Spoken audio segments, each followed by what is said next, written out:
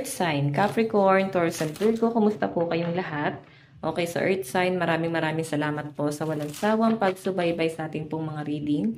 And kung ikaw ay bago pa lang sa ating channel, mag-subscribe na po kayo.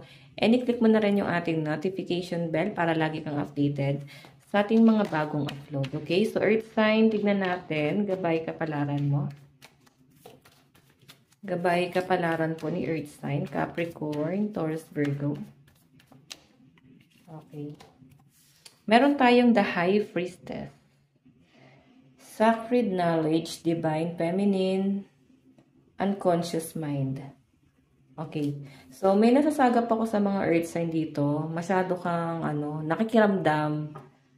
Feeling ko wala ka masyadong tiwala. Wala ka masyadong kaibigan. Or wala ka masyadong pinagkakatiwalaan. Okay. So, sa pinapakita sa akin dito, earth sign, masyado mong pinapakiramdaman yung intention sa'yo ng mga tao sa paligid mo. So, hindi naman kita pinagbabawalan sa kung paano ka makiramdam or paano ka makisama. Pero kasi, for me, pinapahirapan mo yung sarili mo pag ganyan. Kasi nililimitahan mo yung mga taong lumalapit sa inyo. Possible kasi earth sign na parang lumayo sa yung lahat. Okay? And pwede kasing maka-apekto rin to sa mga taong nakadikit sa inyo na parang ma-absorb nila yung energy mo na ganito, masanay ka ng nag-iisa. So, ang lakas ng energy ng mga introvert dito. Feeling ko ang importante lang talaga sa'yo is yung family mo. Ayaw mo maagrabyado yung family mo. Okay, tignan pa natin Earth sign. Earth sign, Capricorn, Taurus, Virgo.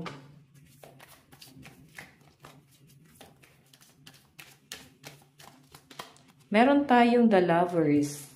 Okay. So, pwede kayo sa love life mo, may mga pagdududa ka, alinlangan, napapaisip ka, o pwedeng may takot kang nararamdaman. Okay. Pinapakita kasi sa akin dito guys, kasi High Priestess mas pinapagana mo yung emosyon or yung pakiramdam mo. Okay. Nakikiramdam ka, ganyan yung nasasagap ko dyan guys. Pwedeng pinakikiramdam mo yung person mo or pwedeng nakikita mo kung ano parang pagbabago or ano yung nangyayari sa kanya ngayon. Okay, may mali parang ganyan. Or pwedeng lagi ka may pagdududa. Pwede naman guys yung person mo tong parang lagi may pagdududa. Yan no. Feeling ko sobrang pagmamahal guys, nakakasakal, nakakastuck. Ay nakakastuck, na-stuck no. Pwedeng person mo tong masyadong mahigpit sa inyo. May gustong kumawala. Ayan o, may nakakapag-isip-isip kung makakabuti pa ba yung ganitong klase ng treatment sa relationship or sa pang-araw-araw. Tingnan pa natin. Meron tayong King of Wands, natural leader, innovative, and visionary. So, feeling ko kasi sa mga earth sign, okay, so, earth sign sa pinapakita rin sa akin dito, parang marami din sumusunod sa inyo. I think kung paano ka mangaral, parang napapaniwala mo talaga sila. Or pwede naman talagang sumusunod sila, no? Na-amaze yung mga taong nakakausap mo. Kung paano ka mag-share ng knowledge, no? Okay, tignan natin earth sign. Meron tayong Page of Cups, daydreamer, leading with heart, sensitive. Naku, nahihirapan ng mga earth sign dito na sundin yung mga gusto nila. Parang feeling ng mga earth sign dito, limitado lang yung mga desisyon na gagawin mo sa buhay mo. No? Nandun sa point na pwede kasi na may makialam. So, yung mga earth sign dito guys, insensitive daw kayo dito ngayon, parang pakikinggan mo na lang yung sasabihin nila.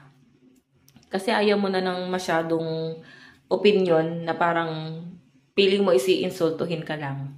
Okay? Tignan mo, ang buhay mo ay parang hagdan. Parang ano lang din to guys sa laro, no? Nasa level 1, nasa basic. Pero sinasabi sa akin dito guys, parang hindi sapat yung parang binamanifest mo lang siya. Kailangan din talaga ng action dito sa kung ano man yung mga gusto mong mangyari sa buhay mo in the near future. Okay? Tignan pa natin guys.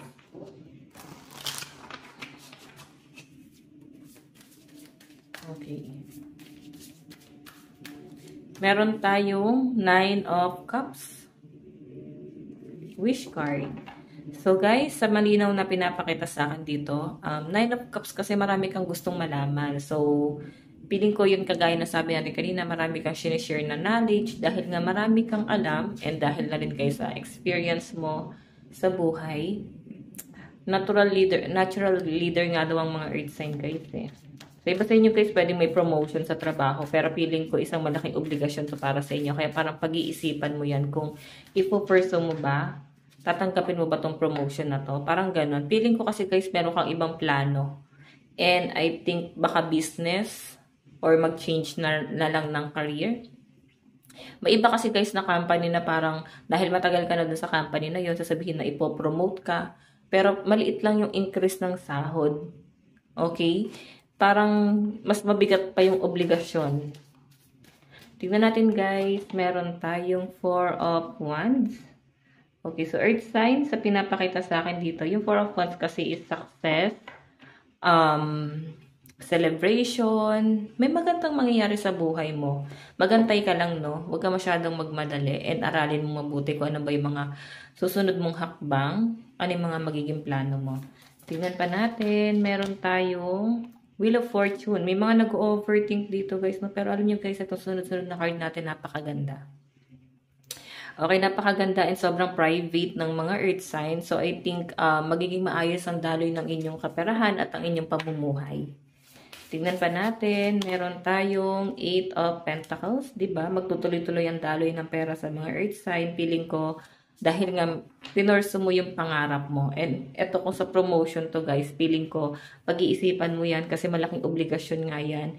And parang hindi mo siya basta-basta ipo-pursue, meron kang ibang plano. And yung plano mo na yun guys, pwedeng passionate ka dun sa bagay na yun, pwedeng business. So kung itutuloy-tuloy mo na to guys, igagrab mo tong opportunity na to, i-grab mo na kasi napakaganda ng nakikita ko guys. Magtutuloy-tuloy yung daloy ng pera mo, tapos tinabihan pa ng Wheel of Fortune. Malaking blessing or malaking pagbabago sa daloy ng kaperahan mo yung magaganap.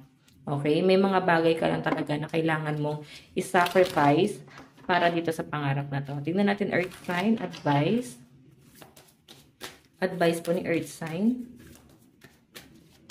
Meron tayong Keep Your Heart, Oren.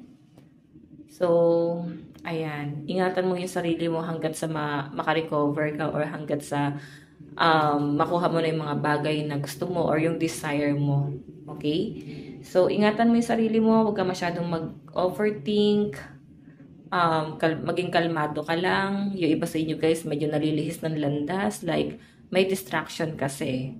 Okay? Pero sa pinapakita naman sa akin dito, Earth Sign, parang susundin mo pa rin yung sarili mo. So, feeling ko may mag-guide sa inyo para hindi ka maligaw ng mga landas or ng mga decision mo sa buhay. Earth sign, na to lang pong inyong reading. Maraming salamat po. Bye-bye!